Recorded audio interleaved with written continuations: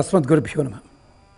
భగవద్బంధువులారా, ఇవాల్టి మంత్రంలో మనం కోరుకునే ఒక ఫలితం ఏమిటి అంటే శత్రు బాధ నివృత్తి, సర్వకార్య సిద్ధి.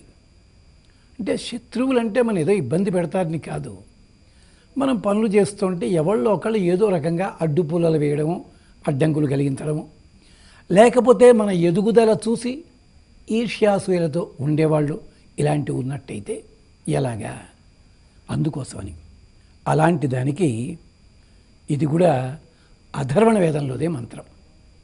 ఎవరిని ప్రార్థించాలి?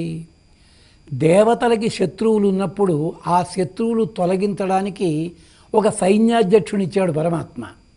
తెలుసు కదా, పార్వతీ పరమేశ్వరుడు కుమారుడు స్కందుడు వచ్చాడని. అంచేత ఆ స్వామిని ప్రార్థన చేద్దాం. చేస్తే మనకి శత్రుబాధ నివారణ జరుగుతుంది. భవా శర్వౌ ఇదం బ్రూమః రుద్రం పశుపతిశ్చయః ఇషూః యా యేషాం సంవిద్మ తా నః సంతు సదాశివాః. రాజు యుద్ధానికి వెళుతున్నప్పుడు ఆయనకు ఆశీర్వచనం చేస్తూ చెప్తారు ఈ మంత్రాన్ని. చూడండి, భవా శర్వౌ ఇదం బ్రూమః. మేము పరమశివుని యొక్క 2 రూపాలకి నమస్కరిస్తున్నాం. భవ శర్వౌ ఇదం బ్రూమః.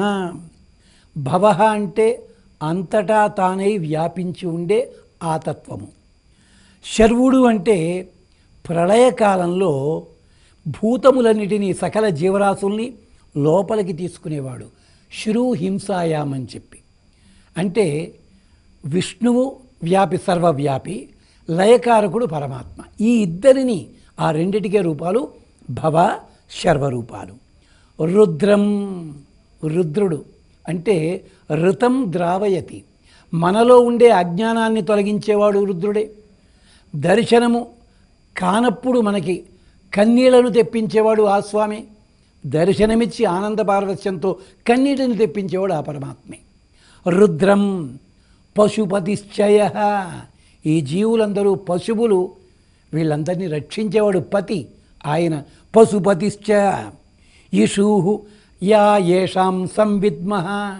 అదుగో ఆ రూపాలలో వాళ్ళ దగ్గర ఉన్న బాణములున్నాయే, అమ్ముల పొది అమ్ములున్నాయే, ఆ అమ్ముల గురించి మాకు బాగా తెలుసును. ఇది మనకి రుద్రాధ్యాయంలో విశేషంగా చెప్తారు. ఆ అమ్ముల గురించి మాకు బాగా తెలుసును. తానః సంతు సదా శివాః. ఆ అమ్ముల పొదిలో బాణములన్నీ కూడా మాకెప్పుడు కూడా క్షేమకరములు కావాలి. అక్కడ కూడా అదే మంత్రం ఉంటుంది.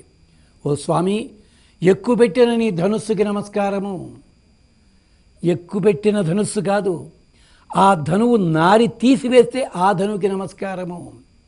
అమ్ముల పొదికి నమస్కారము, అమ్ములకి నమస్కారము. మమ్మల్ని రక్షించవయ్యా మహానుభావ అంటూ ప్రార్థన చేస్తామే, అదిగో అది. భవా శర్వౌ ఇదం బ్రూమః. ఇదం, ఈ మాట చెప్తున్నామయ్యా. ఇదం బ్రూమః, ఇలా స్తోత్రం చేస్తున్నాం. నిజంగా ఈ స్తోత్రమైనా నీ పేరు చెప్పాం కనుక మా మాటలు స్తోత్రాలయ్యాయి. భవా శర్వౌ ఇదం బ్రూమః రుద్రం పశుపతిశ్చయః ఇషూః యా యేషాం సంవిద్మ తా నః సంత్ సదా శివాః. అలాంటివి ఆ 4 రూపములు, ఆ స్వామి చేతిలో ఉన్న బాణములు, అమ్ముల పొదులు, ఆయుధములు అన్నీ మాకు క్షేమకరములు కావాలి. ఎప్పుడు క్షేమకరములు? మా శత్రువులని దూరం చెయ్యాలి. అవి అంటే స్వామి ఆ ధరిస్తే చాలు, ఆ అస్త్రములు శస్త్రములు, శత్రువులు దూరంగా వాటంతట వాళ్లే పోతారు, మేము క్షేమంగా ఉంటాం అంటూ పరమశివుని రూపాన్ని ఆరాధన చేసే విధానం ఇది. ఇక్కడ అంతర్యామిగా పరమాత్మ వైభవాన్ని చెప్తున్నారు. అది కూడా ఆస్వాదన చేద్దాం, ఆరాధన చేద్దాం. తప్పనిసరిగా 27 సార్లు తగ్గకుండా ఆరాధన చెయ్యండి. యథాశక్తి నైవేద్యం సమర్పించండి, ఫలితాలు పొందండి. మళ్ళీ ఒక్కసారి ఆ మంత్రం చెప్పుకుందాం. భవా శర్వౌ ఇదం బ్రూమః రుద్రం పశుపతిశ్చయః ఇషూః యేషాం సంవిద్మ తా నః సంతు సదా శివాః. మరో మంత్రబల శ్లోకంతో